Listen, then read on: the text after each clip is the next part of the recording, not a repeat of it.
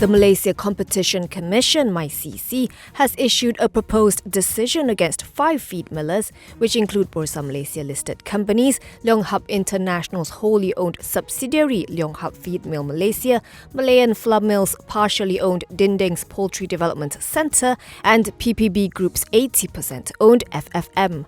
Notably, PPB is the flagship company of tycoon Robert Kwok. The others are Gold Coin Feed Mills Malaysia under Gold Coin Group and PK Agro Industrial Products Malaysia under CP Malaysia. MyCC, the quasi-judicial body, told a press conference it has provisionally found that the 5 enterprises have infringed the Competition Act 2010 by entering into anti-competitive agreements and/or concerted practices in increasing the prices of poultry feed at the same quantum. This may have potentially distorted competition in the poultry feed market, which in turn would affect the entire supply chain, inevitably hurting consumers the most. MyCC CEO Iskandar Ismail highlighted that the findings are provisional and it should not be assumed that any of the enterprises have broken the law at this stage. He said they may submit their representation within 30 days from the date of service of the proposed decision, after which the Commission will make its final decision. If found guilty of infringement, MyCC may impose a financial penalty of up to 10% of the party's worldwide turnover during the period of infringement. As for now, it's business as usual for these companies.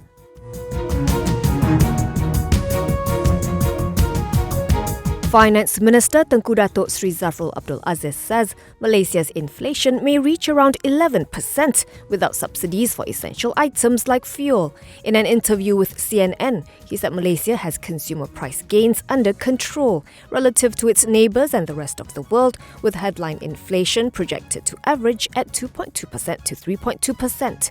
In fact, for the first 6 months of the year, he said inflation was around 2.5%, and that was mainly due to the large size of subsidies that Putrajaya introduced. The Department of Statistics Malaysia said last month that Malaysia's inflation rose 3.4% year-on-year in June, led by a 6.1% acceleration in the prices of food.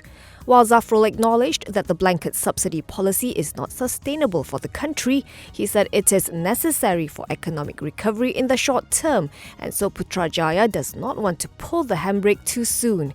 He added that Malaysia still has fiscal space to maintain the current subsidies in 2022.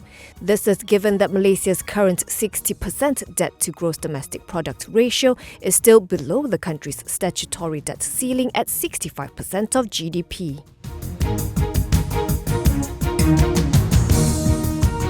Consortium Zenith Construction Senior Director Datuk Zarul Ahmad Muhammad Zulkifli conceded today at the Kuala Lumpur Sessions Court that he would go as far as bribing the Prime Minister to protect former Penang Chief Minister Lim Guan Eng.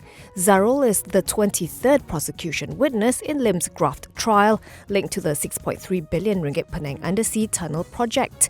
He testified that he paid 19 million ringgit in 2017 to businessman Nyana Raja Nyana Sundram, who was allegedly close to Datuk Sri Najib Razak, in a bid to close an MyCC investigation into Lim. During cross-examination by Lim's lead defence counsel, Gobind Singh Deo, Zarul claimed that he believed Nyana Raja via Najib would get the BN government to close the probe. Gobind, however, pointed out to Zarul that his testimony does not make sense and questioned the logic of paying off an alleged enemy in the name of protecting Lim.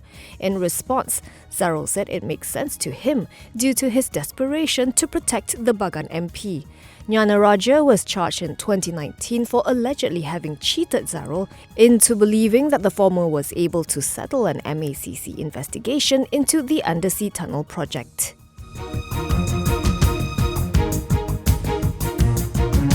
Datuk Sri Koh Peng Kang will be stepping down as SP Satya Deputy President and Chief Operating Officer to pursue interests outside the organisation.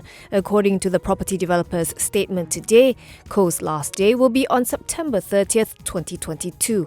Koh joined SP Satya as project manager in 1997. He was appointed as the company's Deputy President and COO on October 1st, 2021 for a 2-year term.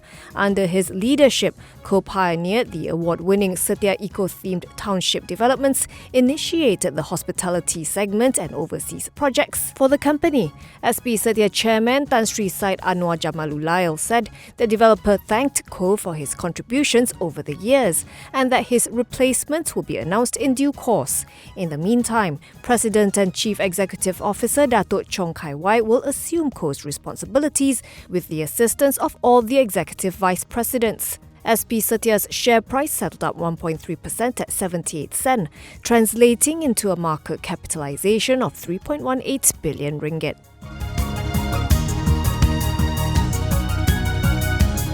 Unique Fire Holdings says there is a pent-up demand for fire protection systems, equipment and accessories, as many construction and development projects have accelerated and are due for delivery after the easing of the COVID-19 pandemic.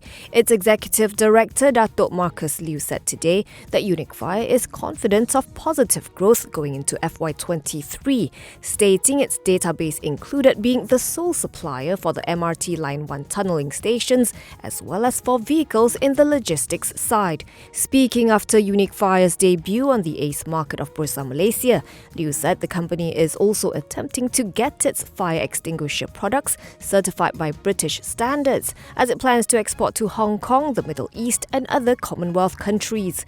Currently, its principal market, or 97%, is in Malaysia, with most of its revenue derived from the Klang Valley. It plans to grow its export market by 3% to 5% annually. Unique Fire's shares opened 19.2% lower at 21 sen from its initial public offering price of 26 sen. At the close, the shares pared some losses to 22.5 sen, with about 85.55 million shares exchanging hands.